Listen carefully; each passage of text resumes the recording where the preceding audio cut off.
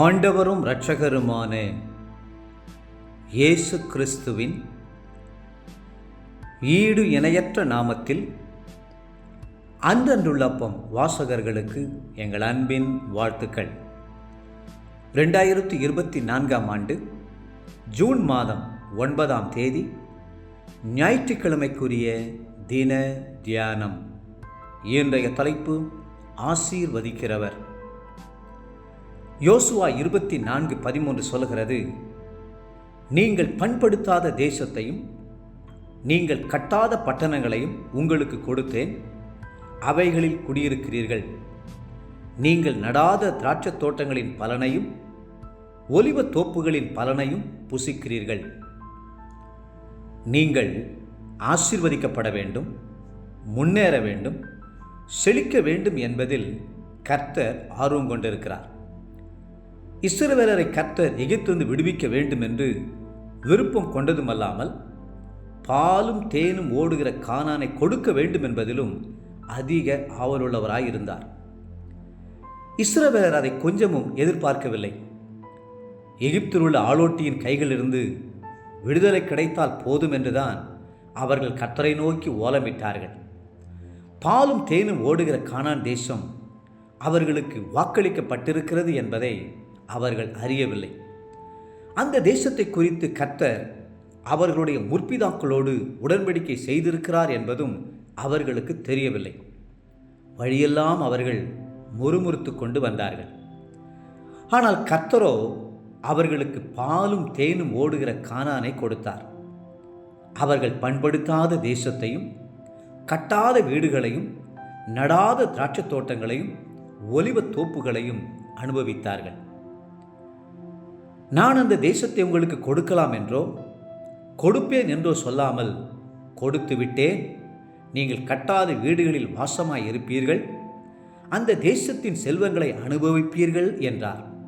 ஆம், அன்புள்ள தேவனாகிய கர்த்தரின் விருப்பமெல்லாம் நீங்கள் மேன்மை அடைய வேண்டும், ஆசீர்வதிக்கப்பட வேண்டும் என்பதாகவே இருக்கிறது.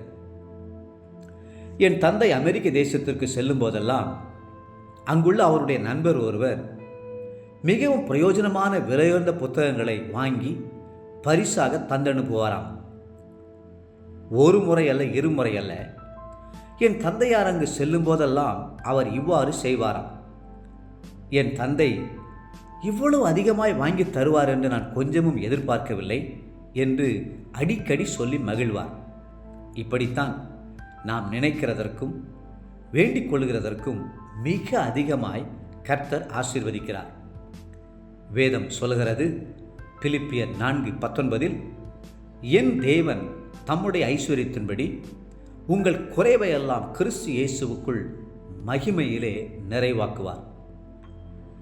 இந்த வசனம் கர்த்தருடைய மகிமையின் ஐஸ்வர்யத்தை பற்றி பேசுகிறது. அவர் மகிமையில் மட்டுமல்ல, இரக்கத்திலும் ஐஸ்வர்யவான், கிருபையில் ஐஸ்வர்யவான், அறிவில் ஐஸ்வர்யவான், ஆவியின் வரங்களில் ஐஸ்வர்யவான். இம்மைக்கும் நித்தியத்துக்கும் உரிய சகல ஐஸ்வர்யங்களும் அவரிடம் உண்டு. நீங்கள் ராஜாவின் பிள்ளைகள், கர்த்தாதி கர்த்தரின் சுதந்திரவான்கள். நீங்கள் கிறிஸ்து இயேசுவுக்குள் ஐஸ்வர்யவான்களாய் இருக்கிறீர்கள். உங்களை ஐஸ்வர்யவான்களாகும்படித்தான் அவர் தரித்திரரானார். தேவ பிள்ளைகளே, விசுவாசத்தோடு பரலோக ஐஸ்வர்யங்களை பெற்றுக்கொள்ளுங்கள். நீங்கள் இன்றைக்கு இருக்கிற நிலைமையை விட 1000 மடங்கு அதிகமாய் கர்த்தர் உங்களை ஆசீர்வதிப்பார். இன்றைய நினைவிற்கு 2 கொரிந்தியர் 8:9, அவர் ஐஸ்வர்யம் உள்ளவராயிருந்தும் நீங்கள் அவருடைய தரித்திரத்தினாலே ஐஸ்வர்யவான்கள் ஆகும்படிக்கு உங்கள் நிமித்தம் தரித்திரரானாரே.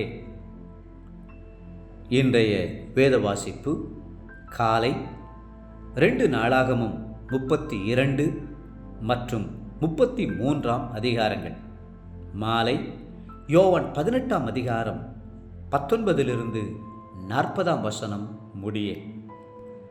அன்புக்குரிய அன்றன்றுள்ளப்பம் வாசகர்களே, மீண்டும் உங்களை வாழ்த்துகிறோம்.